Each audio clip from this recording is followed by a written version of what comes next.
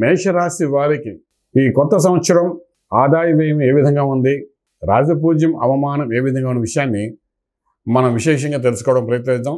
ఏదైనప్పటికీ శని యొక్క మార్పు, బృహస్పతి యొక్క మార్పు, రాహుకేతుల యొక్క మార్పు, ముఖ్యంగా ఈ 4 గ్రహాల యొక్క సంచారం వలన మనిషి యొక్క జీవన విధానంలోని చాలా మార్పులు వస్తున్నాయి.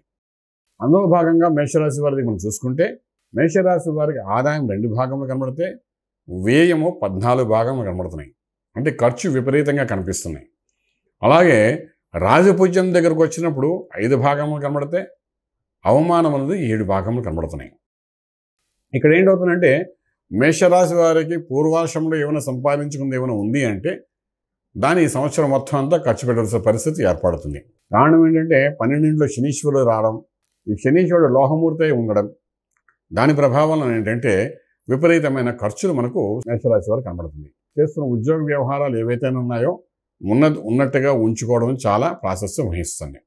ఈ సంవత్సరం ఆరంభంలో ఏమైనా ఉద్యోగం వస్తే దాన్ని నిలబెట్టుకోవడం ప్రయత్నించాలి తప్ప మధ్యలో ఏదైనా ఉద్యోగం వస్తే మారుదాము, ఆదాయం ఇంత తక్కువ ఉంది, ఎక్కువ ఉన్న దానికి వెళ్దామనే ప్రయత్నాలు మాత్రం ఈ సంవత్సరం చేయకుండా ఉంటేనే బాగుంటుంది. వ్యవసాయము, రైతాంగం, కుటీర పరిశ్రమలు, పౌల్ట్రీసు, హ్యాచరీసు రన్ చేసే వాళ్ళకి ఇన్వెస్ట్మెంట్ ప్లాన్స్ కిందే అవుతుంది తప్ప ఆదాయం కొంచెంగా మిగిలేటట్టుగా కనబడుతుంది. అలా విద్యార్థులు కాంపిటేటివ్ ఎగ్జామ్స్ రాసేవాళ్ళు ఎవరైతే ఉన్నారో చక్కగా వాళ్ళు రాసుకోవచ్చు.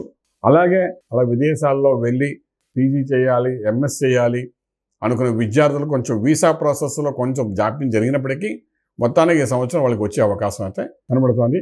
ధనము ఖర్చు పెట్టి వెళ్ళే ప్రయత్నాలలో